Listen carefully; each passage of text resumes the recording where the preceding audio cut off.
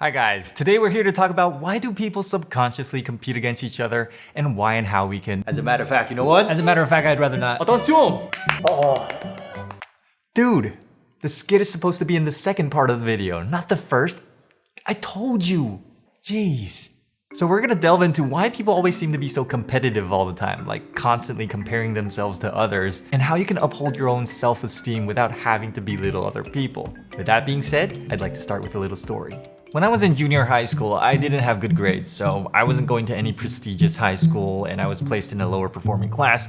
So, it kind of goes without saying, most of the teachers didn't have high hopes for us. But I wasn't a bad student, I was just bad at studying. Like, I tried hard, but it just didn't work out for me. But still, I was at the top of my high school class and I was even appointed as class leader. Just imagine leading a class of troublemaking students. It was actually quite fun.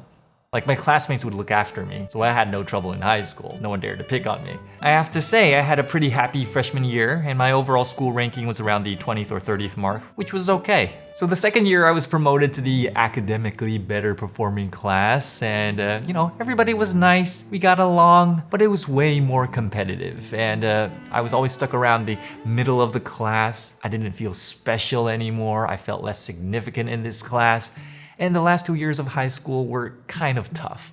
The funny thing was my grades never really dropped. I was just placed in a class where I was relatively the lower performing one, whereas in my freshman year, I was always at the top of my class. It seems to be that we're constantly seeking to be in a higher status. Being in a higher status seems to make you feel happier, lighter in your footsteps, while being in a lower status seems to take the wind out of your sails. It makes you feel less confident. Why is it that we're always nervous when we're talking to someone above us, like your boss or your idol? Okay, I'm sorry. Why is it that deep down inside in your gut, when we're better off than other people, you feel good? Admit it. And what if I told you that's just how the brain is wired? Hard truth, eh? Let's jump into the science of it. Yes, science! Inside the book Your Brain at Work, the author David Rock quotes and mentions a ton of scientific facts concerning social interactions and brain functions. The brain, quote unquote, has an overarching organizing principle, which is to classify the world around you into things that will either hurt you or help you stay alive. Basically, everything you do in life is based on your brain's determination to minimize danger or maximize reward. When a threat response is triggered, it helps pump blood, oxygen, adrenaline into your system, which makes you physically stronger, more alert, and swifter to react. But there is a downside to this. When you're in a fight or flight condition, it's harder to think clearly. When your limbic system, the emotional brain, is aroused, all the resources rush into that district of the brain. And as a result, the trade-off is the rational brain, your prefrontal cortex, receives fewer resources. So in plain words, you are temporarily physically stronger. That doesn't seem strong, I know, just try to imagine. But also at the same time, you become mentally dumber. I'm Veronica Corningstone. And I'm Ron Burgundy. Go f yourself, San Diego.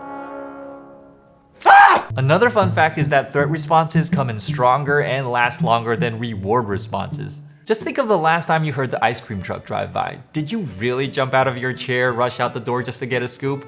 Maybe. Maybe you're still that little kid inside. Who knows? But now imagine a spider just fell on your face. So you get the idea. Now, when we see other people, what's going on in the brain is that it's classifying whether him or her is a threat or reward, namely friend or foe.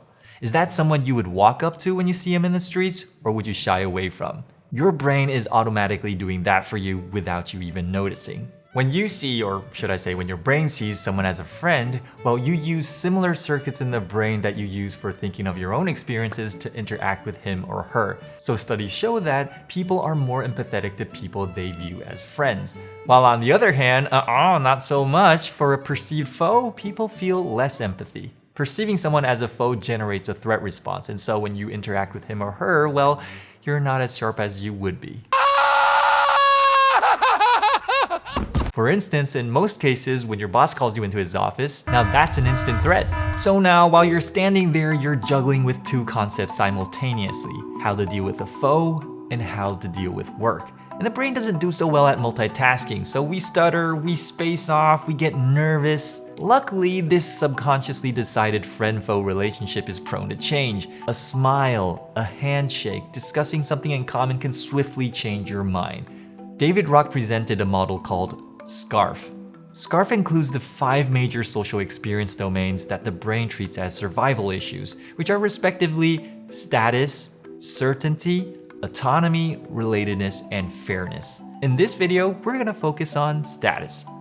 The brain not only classifies people into friends or foes, it also ranks them. What's worth noting is there is no universal scale for this process of determining relative status. The criteria can be very different among individuals. It could be anything from, but not limited to, age, physique, finances, intelligence, character, who has the hotter wife, etc., things like that. All in all, without you even noticing, the brain is sizing people up and then bluntly telling you where you fit in. I hate my brain now.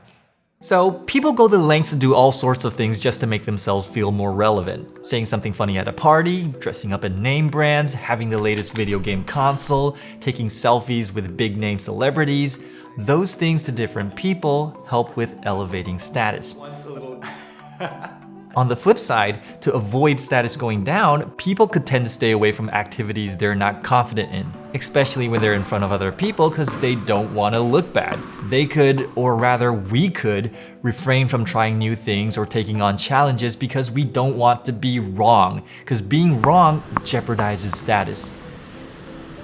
It's a constant subconscious battle for status. And as you might have thought by now, this is ruthless, because there's always going to be a loser in this war. When someone goes up, someone else has to come down.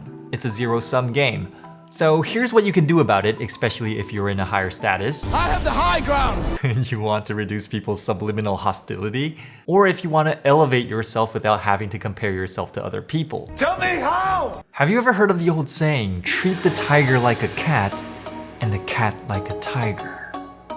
No? Well, never mind. There's a two-way strategy. You can either lower your own relative status, or you could boost other people's status. When you have the high ground, it's always tension relieving to show your own vulnerability. Hey, you know, I've been there before. I used to have no clue too. I know how you feel. Being humble, genuine, and transparent is a great way to relate and to show that you're not a threat. For example, everyone, I know as your pastor you all look up to me, and that you expect me to have all the answers to all your problems. But I too have a confession to make, and that is, I am just as human as you are. And as any human would, I have sins too. Like last night, I watched porridge making videos for 3 hours, when I should have been preparing for today's sermon. I mastered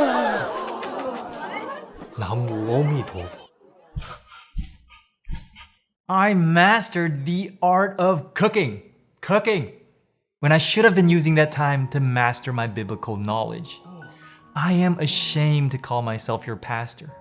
And so from this very moment on, I announce that I stepped down. And that I've opened a new restaurant 2 blocks down the street. And everything's 20% off today, so remember to drop by. Okay, that kind of drifted off topic, but you get the idea. On the other hand, giving positive feedback is rather constructive in lifting other people, showing recognition, appreciation, and furthermore, doing it in public. Praising people in front of everyone else, that has got to have the utmost effect. That's right. Hey David, just want to let you know last week's presentation, hell of a job.